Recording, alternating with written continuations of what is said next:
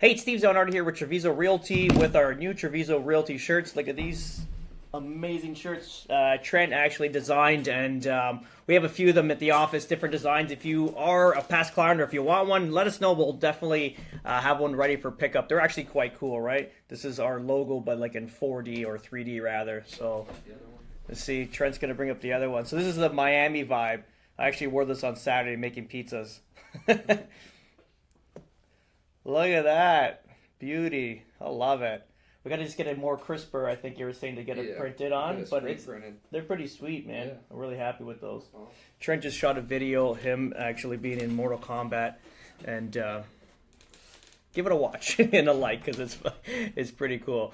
Quick update on the market right now. Current inventory, and we're just playing with this. I'm gonna try another way of doing this. Because I think it's important we kind of get the numbers correct here. So we're going to do all of Lee County and Collier clearly. So right now we're at 17,880 units available on the whole of the market. So that's down just a little bit from last week. We had, and what I'm doing is now, because we have closed contingency and also pending.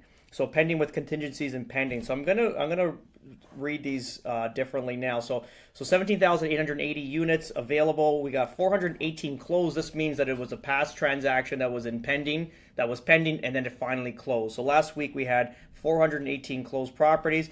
But under pending and contingencies, this is usually a property that when someone submits an offer and it's contingent on finance, inspection, or whatever it has, or sale upon purchase of property. That's why if you see some of these properties on the market for a longer period of time in a contingency period, this is usually because it's a sale upon the buyer's property. So we had 289 of those, and then pending usually means it's gone from contingencies into pending state into going towards the closing. So there was 273 of those units last week. And again, this is going to be like condos. We've removed manufactured homes and we went into single families, towns, semis, or villas here, and then ultimately like high rise, low rise, residential, or high rise, like 3 units and higher.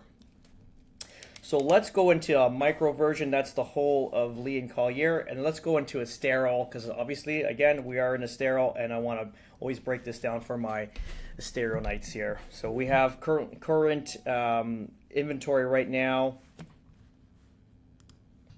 669 properties, and again, that's going to be all of the inventory. So if you're going onto a Google map or a MLS map or Zillow, whatever you're looking at real estate right now, you see all those red dots of housings. They're all going to be, that's going to be available, pending, and contingent on pending. So that's why you have all those little red dots, because there's, or maybe the pending is pulled off on Zillow, but so it'll be pending and contingency and contingent.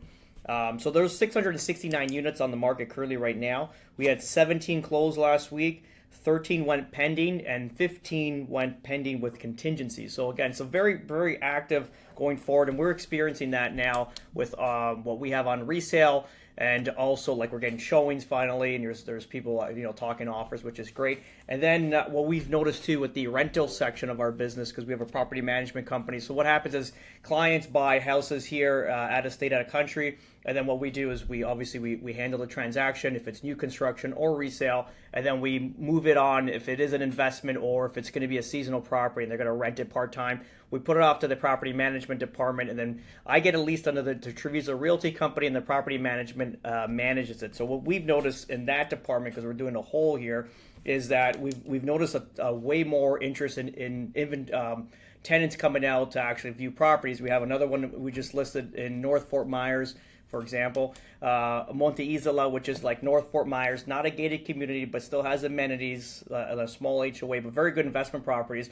And we're getting showings, and we approved an application yesterday. We're just going to finalize things today, and this is on the market for 4 or 5 days. We had another one, and again, that's North Fort Myers. And then if you get them down into Estero, where we are, in Napa Loop is in Verdana Village. So this same property last year, even though we priced a little high, but it's still not the activity in all the other properties on the market. It took like 3 months to get a tenant in there to commit to a contract, and now we did it in 4 days. Last night I picked a deposit check up, and we're getting actually more. We're getting about almost Is it about 5% more than what we got last year, or last, not even that, about 4 months ago? So, which is great. So, we got a 5% increase in rent, which is nice. And everything looks like it's moving quite well. So, kudos to that. What to look forward to in the market right now? Obviously, the builders are unloading properties right now. We have huge incentives right now with Pulte and Lennar in all communities here. They're doing a lot more than what they usually do. I know buyers might look at that as that there's a desperation and that there's a crash going to happen in the future. I don't see it happening, to be honest. I think what happens is the builders are always they're overbuilding clearly right now, and they gotta get all these products sold. So what that does for a buyer currently right now is that you're getting good deals, as long as you can afford the property clearly. Just make sure you can afford it clearly, and then you're getting amazing deals going forward. And this is a time when we negotiate. So you hire me to negotiate a deal with these builders. This is the whole point. You get a third party in the middle.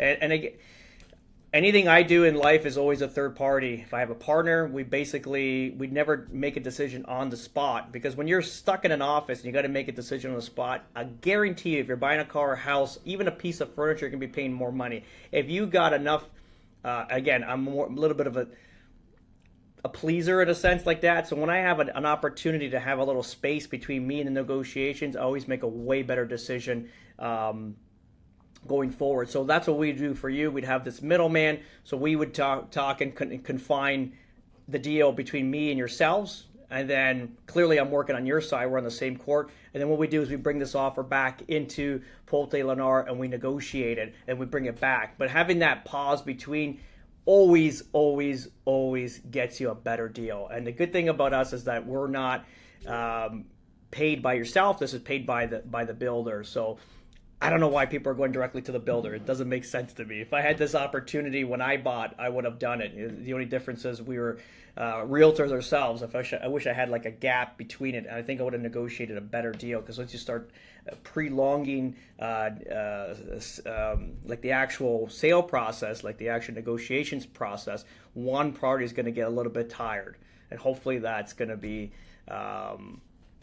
the builder side, and this is where we can negotiate, especially in times like this where they are overbuilt in a sense, and they want to keep unloading. They're not even overbuilt; they just want to keep pushing the product.